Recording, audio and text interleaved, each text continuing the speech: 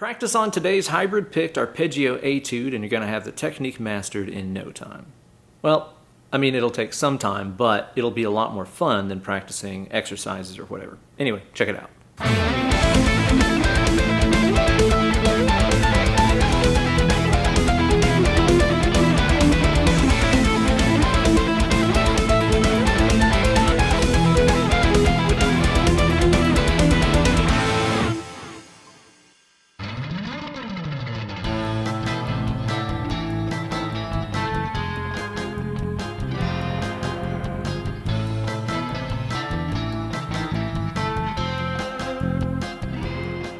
Well, hey there kids, it's your good buddy Uncle Ben, now featuring 100% more glasses, because getting older.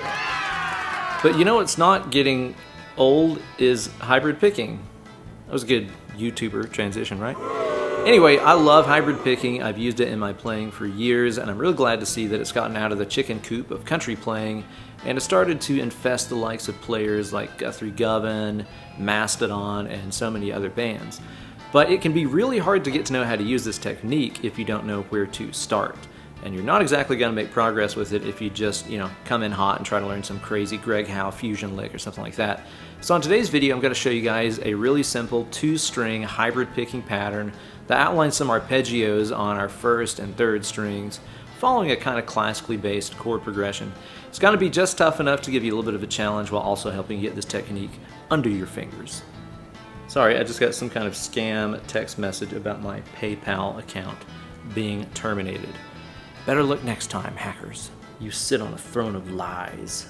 As always, this super cool video is brought to you guys by all the super cool people who support my channel over on my Patreon page at patreon.com/BenEllerGuitars. Sign up today, you're going to get access to a ton of super cool bonus material like backing tracks, downloadable tabs to go along with this lesson, and so much more super cool stuff. This week, everybody who supports my channel, even for just $1 a month, is going to get access to some super cool practice tracks to help you get this thing down to speed. I'll put them up in a couple of different tempos. I'll also upload the MIDI files to go along with it. That way you can create your own perfect practice session. So don't delay, sign up today. Patreon.com/BenEllerGuitars. It's super cool. Gear-wise for today's video, I'm playing my lovely Gibson Les Paul Custom, one of my favorite guitars on earth, into the Fractal Audio Axe FX 3. Before we set foot into hybrid pick in paradise, let's hear that lick again at stepdad speed.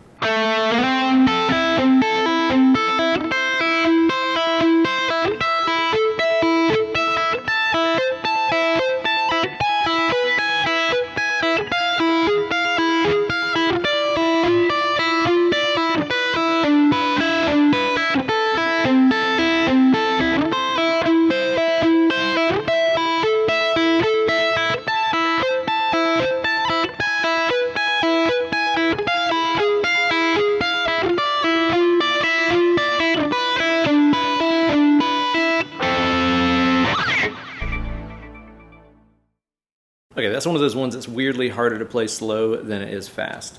So this is based around 2 different chords. It's based around A minor and like an E7 flat 9 kind of tonality, kind of classically derived. For more information about that kind of stuff, check out the video I put up like 2 weeks ago about those Marty Friedman style sliding arpeggios. Kind of outlines a similar chord progression, so be sure to check that out if that's kind of new to you. Now what we're doing throughout this thing is we're using hybrid picking to play arpeggios of those 2 chords on our high E string and G string. And all that we're doing as we move up the neck here is following the notes of the arpeggio. So the first chord is A minor, right? A minor is the notes A, C, E. Now what we're going to be doing here is to play 2 notes of the arpeggio and then also use our high E string as that constant E sort of pedal tone through the whole thing. So we're constantly going to be using this open high E string, but that's in the chord, so it's okay. Same goes for the other chord in here, the E7 flat 9 kind of sound. The notes in that are E, G sharp, B, D, and F. Kind of has a little bit of a diminished sound in there because there is a diminished arpeggio hiding inside of that thing. And again, same deal, same 2 strings, using the high E string because that's part of the chord, yada yada yada. Let me show you the licks and we'll talk about the hybrid picking technique after that.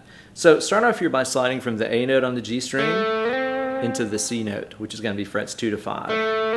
After this, we're going to start the hybrid picking pattern. So what we're going to do here is to start off by plucking the high E string on your A note and then pulling it off to open, and then using a downstroke with the pick you're gonna pick that G string fret number 5. So it's pluck, pull off, pick, pluck, pull off, pick, and then finish that off with pluck, pull off. Let's do that pattern a few times here to get that under our fingers. Pluck, pull, down, pluck, pull, down, pluck, pull, pluck, pull, down, pluck, pull, down, pluck, pull.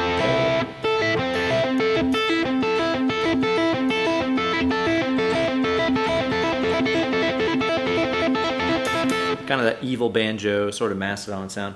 I'll show you some stuff about getting it clean later on too, so be sure to stay tuned for that stuff. So after you do that first A minor pattern, we're going to move up here to the next set of notes that fit in that arpeggio, which is going to be the C note on the high E string, pulling off to open, and then a little bit of a unison sound here by also playing the E note on the G string fret number 9. You know those are the same note. Again, typical hybrid picking kind of thing to do with arpeggios. So you're going to play that pattern just like how we did the last one. Pluck, pull, down, pluck, pull, down, pluck, pull.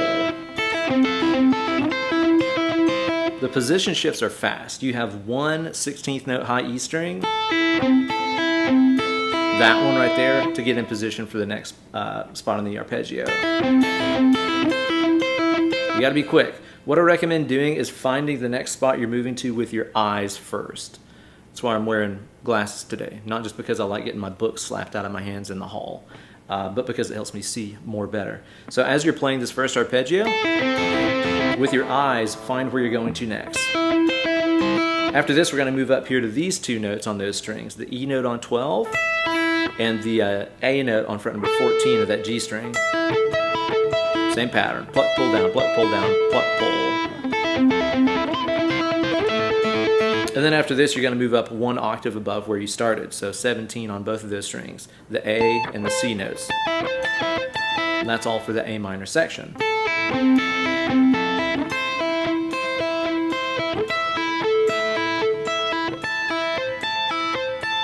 Now after this is where we go to that E7 flat 9 kind of sound. And this is really simple because it's just one shape moving down the neck. What you're going to do is from the position you were in for A minor, just go down 1/2 step. So now we're on the G sharp and the B notes of that arpeggio. And again, we're going to be using that open high E string as another pedal tone note from the arpeggio. Same deal. And then check this out. Just move down 3 frets. So you're on F and G sharp. Move down 3 frets. Now you're going to be on D and F. Move down 3 frets, you're going to be on B and D. Okay?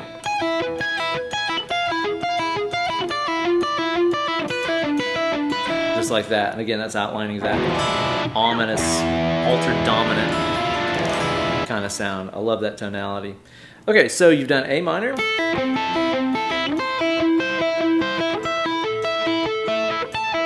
E7.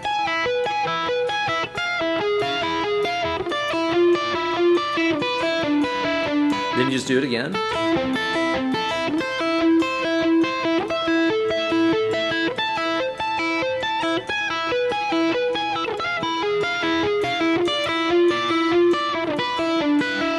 And end right here just by plucking those 2 notes at the same time. The C note with your pick, the A note with that middle finger. And that is the entire thing. So I like stuff like this because it's way more interesting than practicing exercises, you know. I like to practice exercises when I'm on the couch chilling out watching, you know, a movie or a TV show or something, and I'll play like it's one of my favorite hybrid picking exercises. It's just like 1, 2, 3, 4 pluck, or sorry, pick, pluck, pick, pluck, pick, pluck, pick, pluck, and so on. That's a pretty good one, but it's very boring because it's not musical whatsoever. I like the etude approach a lot better. Write a piece of music to help you learn a technique. It's going to be a lot more fun than just practicing, you know, exercises like I was saying. So I think it's a lot more effective that way. Okay, let's talk about a few things about this technique because I think there are a lot of misconceptions about it. Number one, let's talk about the gear. You don't have to have long fingernails to do this. I see a lot of guys that, you know, think you have to have big old witch fingernails in order to do this technique. I don't really have much anything right there going on my middle finger. I know some players that do, and I know some players that don't. I used to have a little bit of nail going on with mine so I could get a little bit more of like a raspy sound out of the string. But because I do so much bass playing, I don't like having that nail. And then when I have a bass gig and I cut my nails off, then my hybrid picking suffers. So I've just tried to kind of get used to using the callus on my fingertip there to substitute as the sound of my fingernail. So don't really worry about it. You might, develop some new calluses on that fingertip if you're new to this, but that's okay. It builds character. Okay, so the motion that we're going for here, is just a pluck. You can see how I have my middle finger kind of planted on the high E string, and I just retract it back into my palm. It's nothing fancy at all. Again, if you get a little nail on there, that's okay. It kind of gives you a little pick-like chirp. I'm okay with that. That's not a bad thing. So it's nothing really fancy. Now, what is a little bit different is the picking motion that myself and a lot of players use whenever we're doing hybrid picking. Okay, if you're the kind of player that's used to all your pick motion coming from your wrist or your forearm, this technique's going to be hard to get used to. Because if you're moving the wrist, that middle finger, our plucking finger, is also moving. Kind of feels like I'm trying to find that high E string every single time. That's really awkward. This is why a lot of people never get used to hybrid picking.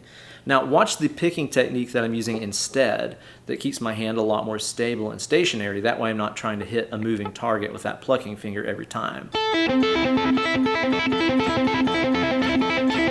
Can you see this? The motion is really coming from my thumb.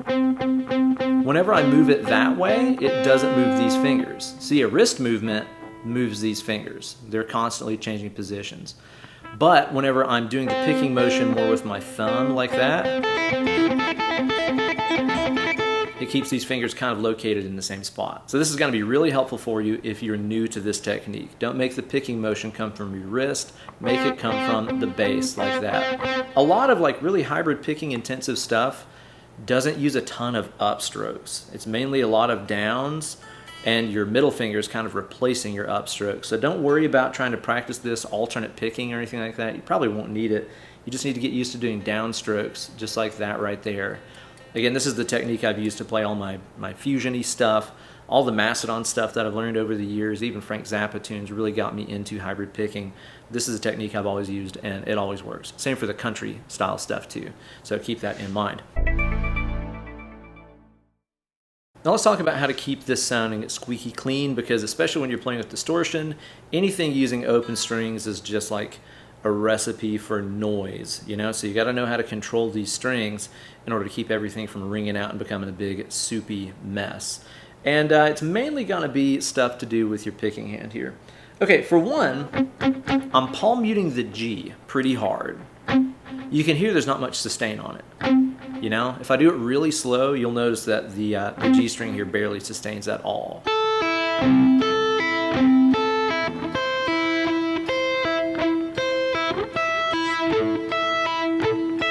A lot of people are doing this technique right, but they think they're doing it wrong, because when they do it slow, the notes don't sustain at all. But when it comes to playing fast,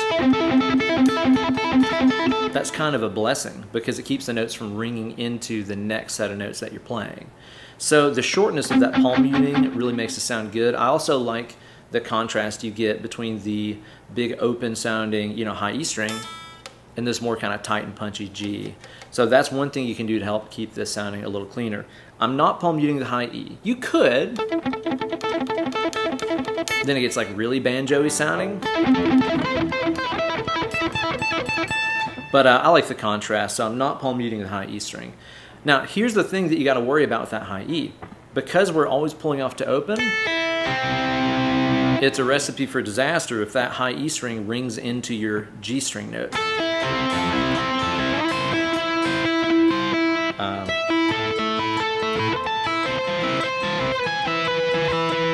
Hear that ringing?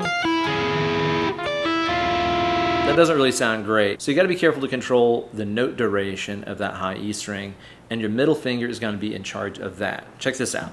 So whenever it is time to do that downstroke on the G string, did you see what just happened right there in the right hand? Pluck. And then as soon as I picked that G string, did you see how the middle finger planted back on the high E? This does two things. Sorry, let me do that a little cleaner.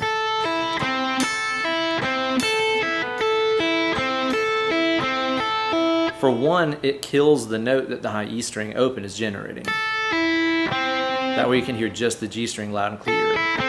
This is the key to making your hybrid picking with open strings, again, if you're a Mastodon fan or whatever like I am, sound really clean, is this kind of trapping of the high E string. I'm kind of like controlling how long that note lasts just by touching the string. Like that right there. I would suggest just practicing that first pattern. Getting used to making it not just a picking motion, but that picking and trapping motion happening at the same time. Two things are happening at once. Plucking the G, choking the high E. Like that, you know? Plucking and choking. I think I saw a VHS under your stepdad's bed that was called Plucking and Choking. I don't know what that was about though. So try that technique out and get that rolling really smooth. And you're going to have a lot of success with your hybrid picking technique.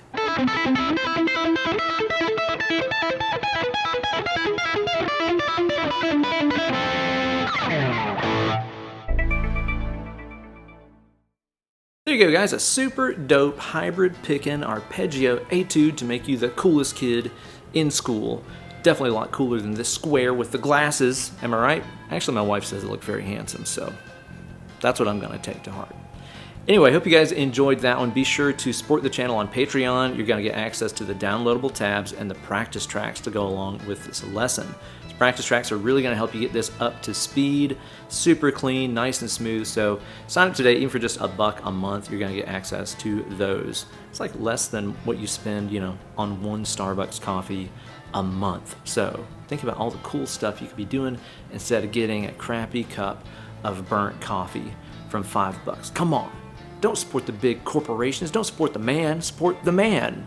This man. Thank you guys so much for liking this video, subscribing to the channel. Be sure to ring the bell for notifications every time I upload a new slice of fried gold. Well, guys, it's been fun as always, but I've got to get on out of here and have myself a bowl of dinner. I recommend you do the same, as well as get away from the computer, grab your favorite guitar, and get into work on this thing.